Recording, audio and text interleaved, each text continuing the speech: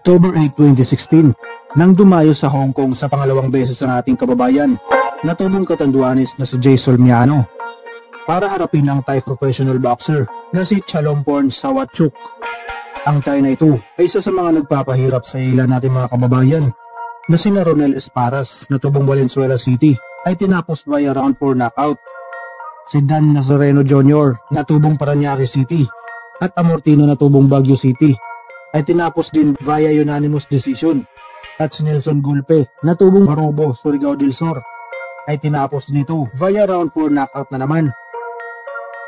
Isang malaking balakid ang Thai na ito para sa pangarap ng ating mga baguhang boksingero.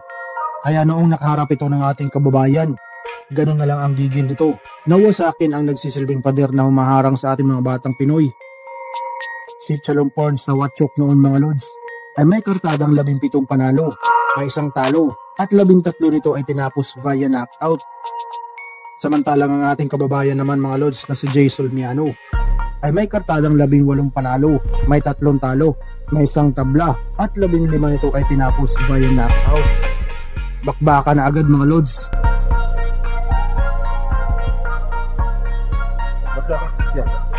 Bawat box na!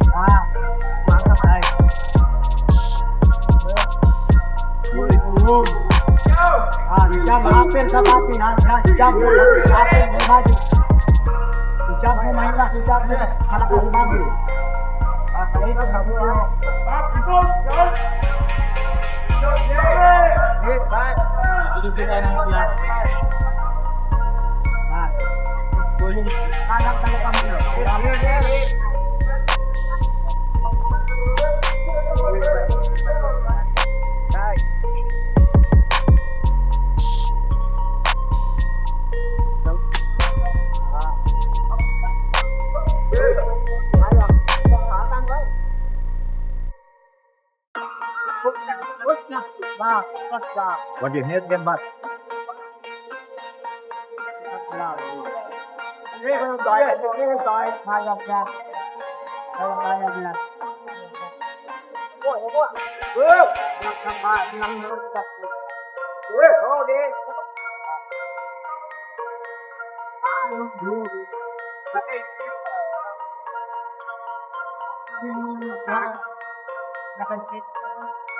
Yan.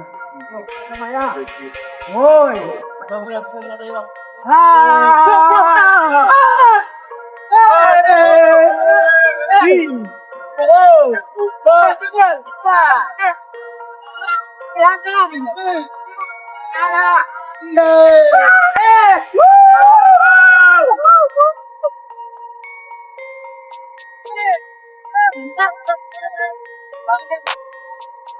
Dale.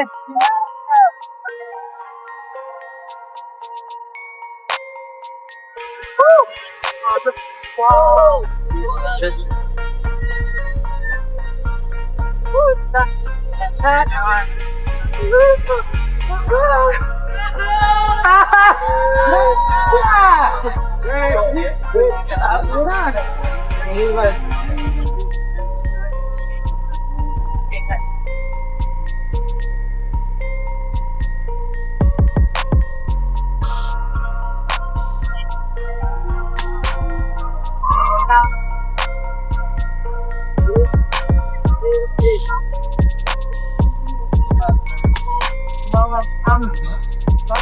Dahil dito eh.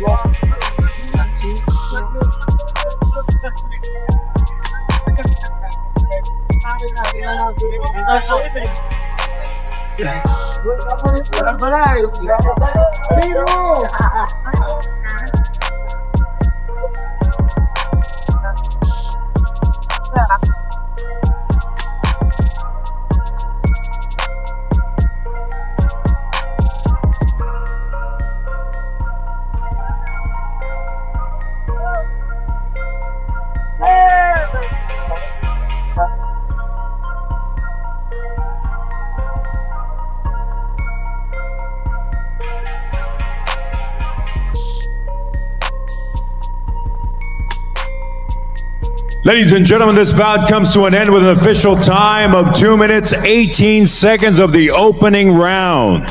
Your winner, by way of knockout, fighting out of V2 Boxing Gym, Hong Kong, Rapido, Jason Miano. Hanggang dito na lang muna ang ating video ngayon mga boss.